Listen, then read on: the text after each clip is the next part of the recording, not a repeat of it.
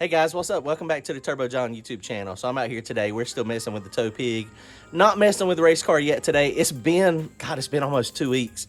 Hopefully that thing will crank up when I get back over there and start messing with it. Hopefully tomorrow I'll be able to go get it ready. We got some racing happening this weekend. Racing is happening all around us, but nothing is really fitting into my time schedule other than the race that's happening on Sunday. We got a Friday night no prep race, but it's hard on Friday nights getting my crew, getting people to come to the track with me and help me. So, I mean, it's Friday night, it's tough. It's always hard to get there and get to the track. So Saturday, there's a no prep race down at 710. It's from the top of the track, but it's a pretty pricey buy-in. It's $400 buy-in, cash days. I haven't seen a lot of people talk about going. So there might be 10 cars or there might be 50 cars there. You know, they're trying to get a good car count, so it's a big purse. But with no lock-in list and no real buzz about it, you know, there might only be 5 or 10 cars there. It's a big purse still if you get 10 cars, $400 lock-in. But it's just a lot of money. But Sunday, that's going to be the day that we're going to try to take my car to the track. Rico, I don't know if y'all remember, last year we won the small tire king of Rico. And that was always fun. That's one of my home tracks. I grew up racing there. So it's always fun to go out there and race. And to go out there and have a good showing is even better. We won the belt. I ordered to go get the belt and sling it on my shoulder and do my video. That usually doesn't work well for me. I think that karma usually bites me in the butt when I start trying to brag or boast. But that's where we're going Sunday. So if y'all are close to Whiteville area, Rico is going to be the place to go. And the chicken, the fried chicken, oh my God, I can't wait for the fried chicken and the lemonade. They have, hands down, the best fried chicken I've ever eaten. So that's where we'll be this weekend. But let me show you what we got going on with the truck. Don't forget, we got some new shirts coming. We still have not selected the colors, but go to turbojohnracing.com to grab yourself some merchandise. Thanks, guys. Check this out, guys. We just got this up in our store. We've had one of these hanging in our race car trailer for a while, and I've had several people ask about them. So we got a limited number of supply in our online store. Y'all go check them out. So we made it back, and look what's over there. This thing is in the driveway. The Passat is working, so we got it back to the dealership. I dropped it off at the dealership on Tuesday. They tested it. They agreed with the Volkswagen place in Ohio. It's a bad injector for the diesel fluid, for the DEF fluid. And so they were like, okay, cool. We got it in stock and we'll have it ready for you this afternoon. So that's interesting. I guess it was just a small dealership that we went to in Ohio and they didn't have the part in stock. I don't know. And it was crazy. But we made it back. So that car is fixed. So good. So we got this thing. We were working on this. I don't know if I showed y'all last time. Got mismatched batteries. These old, I told y'all this was a farm truck when I got it. So it had 2 of these in it. But I bought this thing off of Facebook Marketplace. I picked this thing up for 150 bucks. It's one of the S&B cold air intakes. Something that I've done also is I modified, I drilled some holes in there. I can't remember what it's called, but basically it just gets ram air into this. Now the intake air temperature sensor is down here in the bottom. And the way it was before with the big conical filter, it was just sucking in all hot air. Like going down the road, it would be sucking in, the intake air temperature would be 150 degrees. And now with this setup, and that was even with this hole drilled, but you know, it makes sense. So I got a good deal on this. I put this thing on. And of course, now the intake air temperature going into the motor is whatever ambient is. If I'm sitting still, it does go up about 10 to 15 degrees over what outside air temperature is. But when you're going down the road, it is exactly what the outside air temperature is. If it's 80 degrees outside, it's 80 degrees getting rammed into the motor and making it go. So this thing is being leaking a little bit. So something we did earlier in the week too, which I did not video it. This thing is being leaking like crazy. And you can still see all the leaks, but it had a problem starting up. We replaced the oil pump. The oil pump is right behind the harmonic balancer. And it was very easy. It was not hard to do at all. It took about 4 hours total. Basically take the fan off of it, the fan shroud, harmonic balancer, put the harmonic balancer off. It's got 4 10mm bolts that bolt the oil pump on. So that's the low pressure oil pump. It was leaking around the seal that goes to the harmonic balancer, the front seal.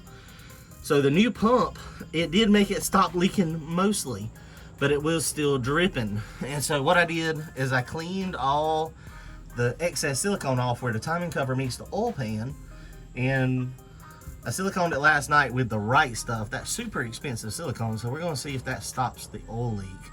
This thing is leaking like crazy, or it was, but hopefully it'll be fixed.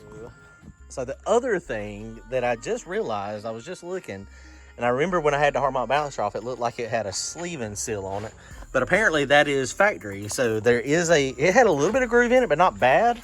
So this thing still, it may be leaking from that sleeve. So I may end up having to take that Harmonic Balancer back off, and when you get the Harmonic Balancer off of it, then pop that sleeve and seal off, or the sleeve on the Harmonic Balancer, and then put it on that way. So this thing, we'll see. I hadn't cranked it up yet.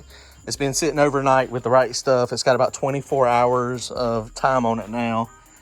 Oh boy, that stuff is, I put a little bit right here just to see what kind of, how tough it was and how it sealed. Oh man. I can't get it off. It is, I mean, I didn't even clean that. I just put it on there. It's supposed to be really good. So we'll see. So if it's still leaking, wow. That right there is attached. Oh my goodness. Like I can't get it to budge at all. Okay, so that's a good sign. So if it's still leaking, then most likely it's coming from that sleeve. So we have to take it off and do it. I did clean, if that fan was so dirty. I cleaned the fan. Actually, I didn't clean it. Brantley did it. Brantley was over at Brian, so he helped me clean the fan. Got all the grease off of it. So taking the Harmonic Balancer and stuff off won't be that big a deal. Now, something else I did, I was hoping was a problem. There's a crankcase breather over here. You can see it's the little dog house down there, and it goes up to this spot over here. So, you know, I was hoping that maybe I had just some excessive crankcase pressure, and that was causing it to leak out. But I took all that off, and it is not clogged up. I mean, I don't see how that thing could ever clog up, honestly, the way it's designed. But I put that back on. But while I had this hose off, I should have got a picture of it, but it's kind of late last night, so I didn't. The compressor wheel on that turbo is jacked up. It is beat to death.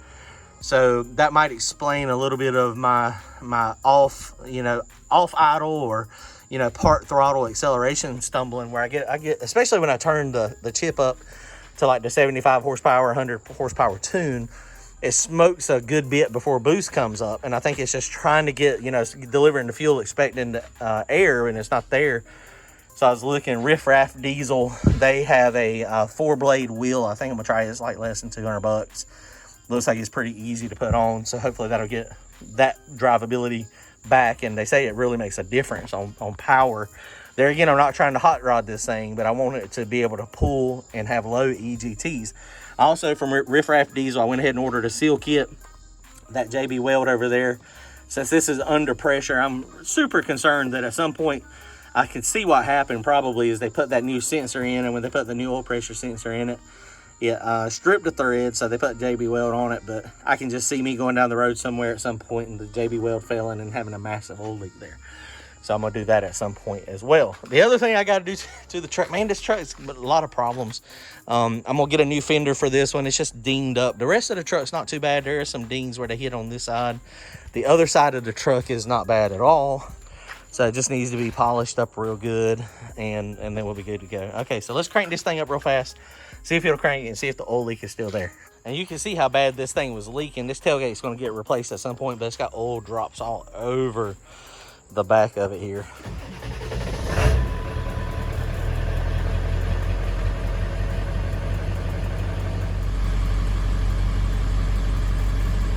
Well, we didn't have near as much startup smoke that time, so that's good. So, and previously, this thing, it would take forever for the low pressure oil pump to actually get pressure up in that high pressure reservoir.